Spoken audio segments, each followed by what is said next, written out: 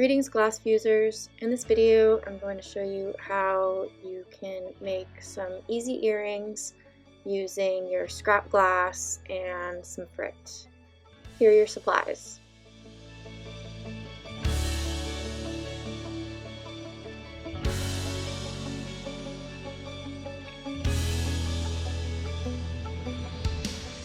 So one of the techniques I'm using for these earrings is creating puddles. And to do this, you just need some scrap glass. I just cut these two strips of some nice wispy decorative glass. You can use any of your scrap that you have laying around. It does not have to be straight and square like this one is. It's just the colors that I wanted to use. Depending on how much you want to make, I just needed a little bit here, and I'm just cutting up my glass so I can just have some different stacks. I'm going to make a couple small stacks. Since I'm making earrings, I don't need a ton of glass, so I think this is just about 6 inches by 1 inch of glass for each of these little strips here, and I'm just cutting them in some smaller squares. So using my cutter tool just to make a couple of lines and then break them apart. Apologies for the blurriness of the video. Did not realize it was not in focus when making it. So I chose just a blue, white, and clear palette for these puddles that I'm making, and I've just got some scrap white, as you can see, and I'm just making some similarly sized cuts out of the glass. Again, you don't have to make them all even. They can be wonky. You can do half and half.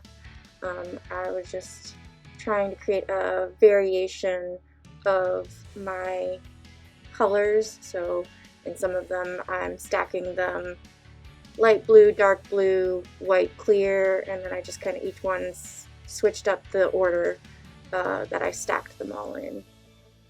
And this is just going to give me different effects throughout, so depending on which colors are touching which, I'll just have different designs. You also don't have to make so many little puddles. I wanted to have just a variety of which order each of these colors went in, so I could just choose which one I liked best. But you can just make one larger puck of a puddle. So if you have like a couple larger pieces and put them together, I wouldn't go bigger than, for this project I'm keeping the puddles relatively small because I know I'm just using them to make earrings, but you can always make a larger, wider stack of puddles to use for other projects. Don't go any taller than about 4 or 5 layers. The taller it is, the more density of glass there is in the very center, and it can cause cracking later, which we're not too worried about because we are going to end up breaking these apart. But just know that if it's super thick, it can cause trouble during firing. So we're going to full fuse these, and you want to make sure that you leave enough kiln paper around the outside of your puddle, because I've got about 5 layers stacked for each of these, and when we go to full fuse, you want to remember that the glass wants to be 1/4 of an inch thick, and each of these layers of glass is 1/8 of an inch, so half that. So 2 layers, it'll stay the same. Any more, it's going to spread out, and it spreads out about 1/8 of an inch for every additional layer that you add above 2 layers when it's a full layer added. So it's good to add about 1/8 of an inch for every additional layer that you have added of glass. So if I've got 5 layers of glass here, I want to add 3/8 of an inch extra. It's mostly just guesstimating. I don't use a ruler. It's just through practice and repeating each of these firings that I really learn how much I need. But it's a good rule of thumb to add 1/8 of an inch extra kiln paper around each of your pieces for every additional layer.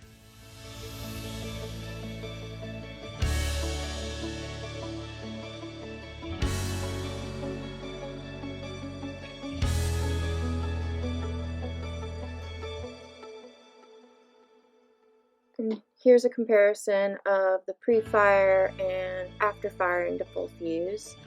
And you can see how the glass is spread quite a bit, but there's still some extra kiln paper around, which is good. That's what we want. We don't want our glass to spill over our kiln paper, because especially at full fuse, the glass is prone to sticking to the kiln shelf, and when that happens, our glass breaks and our kiln shelves can get ruined. So we try to avoid that as much as possible.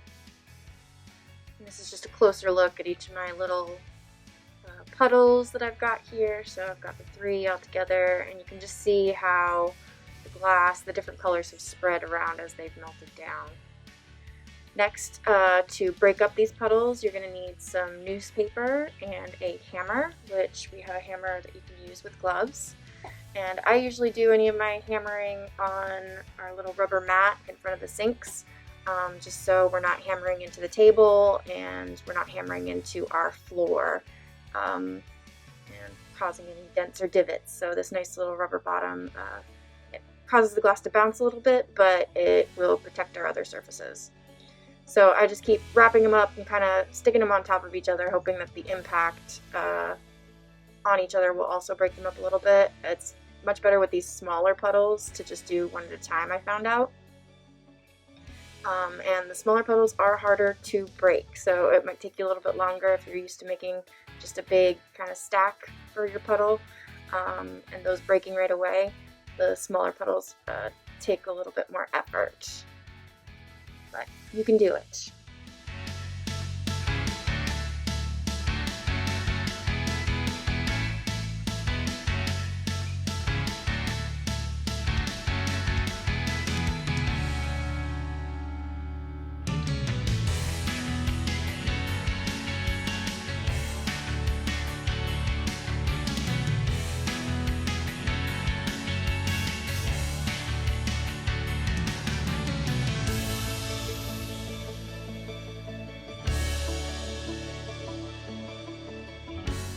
Once you've got some good chunks that you're happy with, you can go back to your table, and it's time to just glue these suckers down. And remember, dot dot, not a lot. They don't need a ton of glue, just enough to get them to stick to the kiln paper. And whenever we're making dots or small puddles like this, you want to make sure that you're separating them enough on the kiln paper. I find it a lot easier to just do smaller strips with a bunch on them than doing like an individual piece of kiln paper for every single one. And then gluing them down in rows is very helpful for us, those of us who are loading the kilns, because sometimes if you've got like a huge sheet just full of little dots that you're trying to make, and maybe in the kiln we have a bunch of other large things in there, being able to cut the kiln paper and just kind of tuck the little dots around the larger pieces that are in the kiln saves us space and also gets your stuff through a lot faster. So the more organized your little dots are glued on there, the easier it is going to be for us to get them fired more quickly. And I'm gluing these pieces down on their edge. They're not on their original top or bottom, because we know what the top or bottom looks like. It's really just the one color that was on the top or the bottom, right? But I want to get all those layers of color. And I'm using my wheeled nippers to try and get smaller pieces, because these are going to be earrings. When you're making puddles for other pieces, you can just use the big chunks, and those are great for bowls or different dishes. But I want to make these small, delicate things that are going to stay on somebody's ear and not weigh it down. So I'm using my nippers just to get smaller chunks, and they're really random. It's hard to control these, but I think that's a huge part of the beauty of this project, is you get very odd shapes and organic pieces that you didn't really have to put too much thinking into their perfect shape.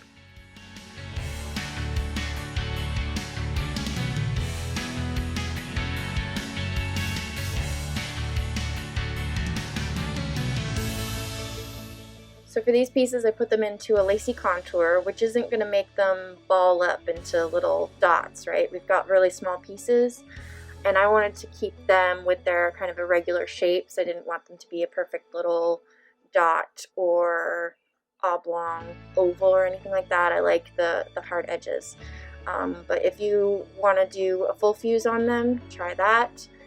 Maybe you do half of them full fuse, half of them lacy contour, and you can kind of pick and choose which ones you want to keep and use. But this is a look at what they looked like before and after fusing. For my other style of earring, I just used some of this really beautiful blue glass and cut up some small little rectangles to throw in there with the lacy contour. It's just as easy as cutting using the strip cutter or using your hand cutting tool to just break up your glass into similarly sized pieces. I wasn't too concerned with making them exactly the same and having my pieces match up perfectly. Pro tip, whenever you're trying to cut kind of a grid out of any piece of glass, as you know, you can't run over your score marks over and over again, right? So you can cut your strips going one way on one side of the glass, then flip your glass over to the other side, the uncut side, and turn it 90 degrees, and then cut your strips going the opposite way of the first side that you cut. That way you don't have to break all those strips out and then cut tiny strips or tiny bricks out of the thin strips that you had to break out. You won't ruin your blade by running over your score marks again and again. And they're just super easy to pop out with your breakers. And the last style of earrings I made, I used some frit. So it's good to have your aloe gel for this. I used a couple of these pre-fired pieces of clear that they were just fired to lacy contour, and that's not a necessary step for this, but I just had these left over from previously trying that. But I just dipped my piece in the aloe vera, just one side of it, and then I press it into, I've got a little tray here of some crushed up dichroic. So you can purchase dichroic frit online, or we have dichroic pieces, dichroic scrap in the studio that you can crush up in the frit piston, and you can check Getting Fritty With It video, which goes over using the frit piston. But these I just dipped into my dichroic frit here, and it's the clear backed one, so it just kind of looks like pretty little crystals, which I really like. And then I'm using a little bit of glue to just keep that earring in place on my kiln paper.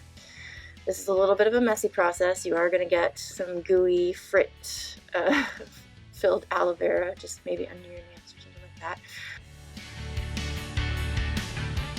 And I tried to use a pair of jewelry tweezers that I have to kind of mitigate that a little bit, which made it a little bit easier. So if you have some tweezers, go ahead and try using them.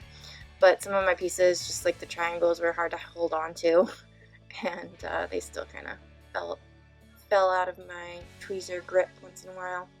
But I also tried a couple of my unfired blue rectangle pieces that I cut up before to see how those would turn out in comparison to the pre-fired clear pieces. So the clear pieces have already gone through a lacy contour, but they're only a single layer, just like these pieces, and the blue pieces just have not been fired at all. They are freshly cut, and I just added the aloe and the frit to them. And I found that the results are pretty similar. They're not that much different when you have the pre-fired base versus the unfired base before putting it into lacy contour. And that's useful to know because maybe you have some pre-fired components just lying around that you're not sure what to do with. Maybe you decide that you're going to break them up and make some jewelry out of them. This is ways that you can get rid of, or rather use up, your scrap glass or just pieces that ended up not being useful in previous projects.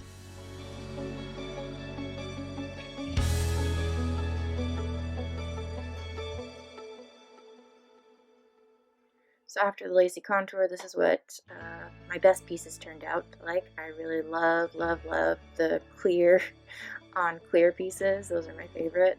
But the other pieces look amazing as well. I really like how the dichroic just shines and enhances very simple shapes. And then as far as making earrings out of these pieces, I planned for each of these just to be easy little studs, which you can purchase jewelry component kit online, and it's just as simple as gluing your pieces onto the little posts.